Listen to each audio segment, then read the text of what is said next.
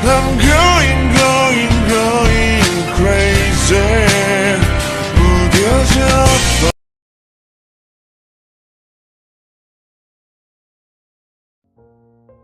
All of them were now standing in their secret place ready to make a plan and work on it. Jungkook didn't go home from morning and just messaged Ryan Casey that he is busy in the office. They all were just waiting for Jimin, who had now entered too. Jimin, why did you get late? Jimin had a little bag with him he placed in front of them and spoke. I went to meet someone to collect information about that area, that's why. And what's the info? Here. He opened the bag and took some documents out. These are some documents about Northside Forest. This one is the map of those forests because Google Maps doesn't show the perfect location. That's why they have used those forests for illegal work. They can't reveal it themselves because they still need to find the mastermind after this, and whoever that person is, he or she really likes to live in the dark. Then we need to take him or her out of its comfort zone. Jung placed his hands on the iron table and his arms and neck veins were popping out, showing the rage inside him. Jungkook is right, we need to make a bulletproof plan to reach him or her. That person wants us to reach him or her by ourselves. Yes, but it will not be easy to do this all. We also need experts' help. That's okay, but I have a doubt. What? I think so Casey is not the mastermind. True, the mastermind is only using her as that person who is using Alex and Mr. Johnson. I just hope Wine is safe. They don't hurt her. Jungkook's eyes softened by hearing her name, but then anger was also visible in his eyes. They dared to touch her and raised their hands. You moved slowly to get up and slowly tried to open your eyes, but your head was hurting so bad that you had to close your eyes again and breathe. You felt like your hands and legs were cuffed with ropes, that's why you weren't able to move. But again you slowly opened your eyes. You were shocked by the view in front of you. It was some sort of warehouse. There were many wooden boxes placed in all directions. It was a big storage room, and a little light was just coming through the little window in the wall, while the iron door of the room was closed. You again tried to get up, but no use, so you just lay there helpless. You thought about why you ended up here and how. In the morning after Jung left for the office, you went to a nearby grocery store and you met an old lady there who asked you for help, and when you followed her to a certain place, suddenly everything became blurred out and now you came to your senses here. The only word that came out of your mouth was his, Jungkook. You called his name with a cracking voice and thought about him. Does he know you are kidnapped by someone? Have they started to find you? And does your brother know about your absence? And why will somebody bring you here? You were thinking until the iron door opened and you saw a man in black mask. He was tall and buff. Suddenly, he pushed a little girl inside the storage room. She was about 13 years old. Poor child. Please, I'm hungry. Give me food. She begged in English. She doesn't look Korean. Shut up and sit here quietly or I will empty this in your body, he said, yelling at her. She got scared and backed off from him. He left while closing the door back. Thank God he didn't see you awoke. That girl started to cry while sitting there and she was rubbing her arms as she was hurt. Maybe you decided to call her. Hey, you called her, but she looked here and there, maybe because of less light. She can't see you. Girl, here. You again called her, and now she saw you. She came to you running and sat beside you. Help me get up. You're talking to her in English. She helped you to sit up and finally you started sitting up. Thanks. You breathed, but she spoke. Who are you? And you can speak my language too. I'm John Ryan, and I'm Korean, but I can speak English too. She nodded and sat beside you.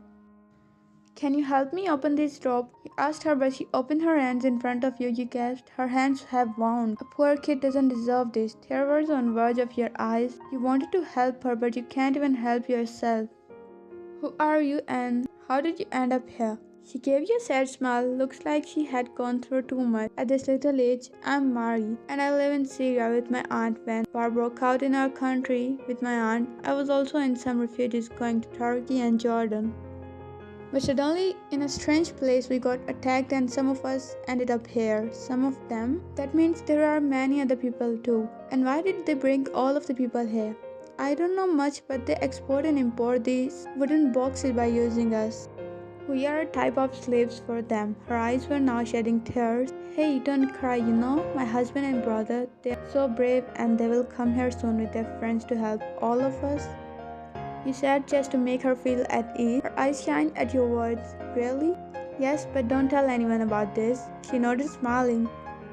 Did they bring you here to make you slave too? She asked, but you don't know the proper answer to her question. Maybe. I don't even know how long I have been here. You are here from morning. We saw your body when you were not conscious. They brought you here in a big truck. In a big truck? Who? She was a woman. Same height as you, but her face was hidden, so we haven't seen her face. Mari now leaned her head on your shoulder, closing her eyes. She must be sleepy. Now it's clear that the old lady wasn't an old lady, but a disguised woman who brought you here. And it looks like it's almost night. You will try to find a way to escape with those poor people. At night, I'll just write Casey now, as you all know who she is. Jungkook entered the house finding Casey. She wasn't in the living room, so Jungkook exhaled a sigh and went to his room. He also didn't find her there and got curious about her absence, but he decided to change into comfy clothes first. He was collecting his clothes to place them for laundry and he remembered something. He checked his pants pocket and finally took out your marriage ring. Thank God I didn't lose it, or one wouldn't have spared my life. He thought how conscious you are when it comes to the thing he gave you and related to him. He closed the ring in his fist and closed his eyes, trying to find your presence around him. But nothing. It's been a whole day. They didn't find any other clue about you. And he's blaming all on himself for everything. After doing his work, Jungkook walked to the balcony. Standing there, he felt the cold breeze brushing off his cheeks, making them turn red. Looking at the stars, he remembered the last time with you on this balcony. This wind is cold. It's John Jungkook, so the wind can turn hot too. Jung chuckled at his wife's reaction. He talked so good and wisely. He turned to his wife, facing her. Watching her smile, his heart calmed down. Well, I can talk like this, but only for you, my man. She cupped his cheek softly and placed a peck on the cheek. Suddenly he remembered that woman, Casey. But in a way, how disgusting a woman was. While his Vian is the best. You're the best wife, Vian. The words left his mouth. Vian's cheek turned pink. She shyly looked down and said, You are learning how to praise too. And let me tell you, you are learning so well. Present, what type of a game life is just? 2 days ago, he was standing here with her in his arms, and now alone, missing her presence, her laughs, her talk, her scent. Jung was all in his thought, but suddenly he saw a black car stop a little far away from his home. It wasn't his car or his office one, but an outsider one. He sharply looked at every action of people inside it, and his eyes widened when he saw Casey coming out of that black car. He backed off a little, not to be in her sight. She was talking to someone sitting inside the car, and she had an envelope in her hand. She put it inside her purse and bade goodbye to the person inside the car. Jung went inside the room to not get suspicious for her. I need to see what's inside that envelope, he whispered to himself and sat on bed, picking up his laptop. As he fixed himself, Casey entered the room wearing the black outfit, black shirt, and tight pants, which have a little mud on them. Jung noticed everything but didn't look up. Jungkook, she called him, but Jung pretended to focus on the laptop. Jungkook, I'm calling you. Now Jungkook looked up. Yes, I'm doing my office work, he said with an annoying expression. Casey walked to him, placing her purse on the side couch. Jung looked at her purse, then her. She tried to sit on his lap, but suddenly he sat up that she sat on the bed instead of his lap. Why, what happened, love? Jung cringed at her words from inside. While if Vian had said those words right now, he'd have gone crazy for her. But Jung still had to act, so he faked smile and cute expression. I'm angry at you, he said. I looked down with a pout. Casey cupped his cheeks. He cursed on his own self to push her back, but he can't. Why my handsome husband is angry, can I know? She asked with her fingers trailing down from his cheek to neck. Jung gripped her wrist and moved it away. You didn't make dinner for me like you do daily, and didn't even ask how was my day. Where were you? He asked all the questions together to see her expressions. She gulped and put a fake smile on her face. Jungkook, baby, an important work came up, so I have to go. So what? Now I'll sleep hungry? He said with angry expression. No, I'll change and make something delicious for you. She got up and went inside the changing room. She got her purse there. Jung quickly got up and opened her purse zip to see what's inside the envelope. He got the envelope out quickly and watching out if Casey is not coming out. He saw some documents inside the envelope and they were same maps as Jimin brought today, but they have some marks on them, like some fixed places, and then Jung saw the things which have some pictures. He flipped the pictures to see many people in them, like they saw in the video today, but suddenly his eyes widened when he saw Wayan pic. She was unconscious and her hands and legs were cuffed. She was lying on the floor with blood coming out of her head. His heart skipped a beat. After seeing her this condition, it was one of their storage rooms. Jung quickly placed everything back before Casey came out and sat back on his place. She finally came out, but now Jungkook was completely angry. Those pics of innocent people and his only love and life were flashing in front of his eyes. How much he wished to this woman in front of him, but he can't. "Jung, I'm going to cook dinner for you," she said with a smile that Jung didn't give in return.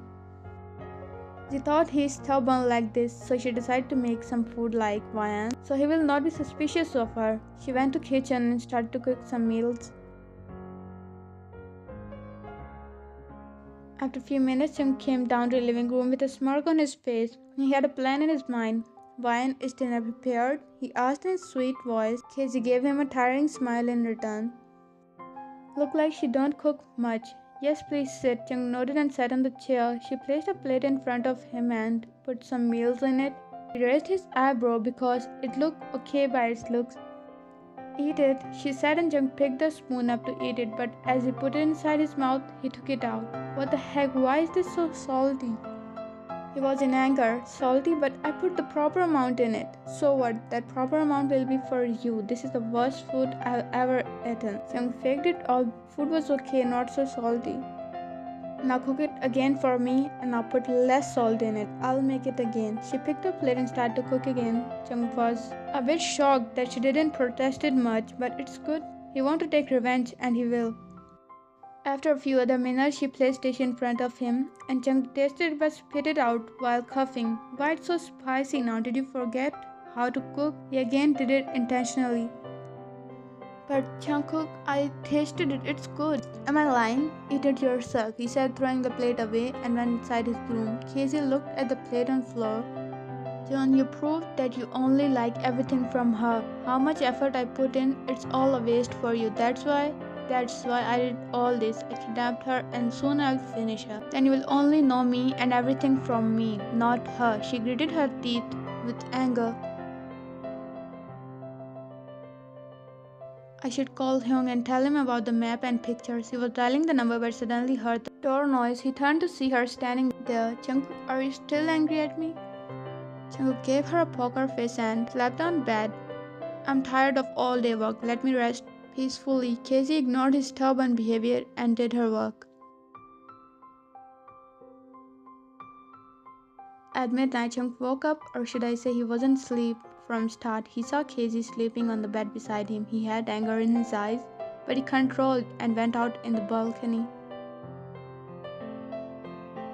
Dialing Namjoon's number, he placed phone or his "Jungkook, you called in midnight. Is everything okay?"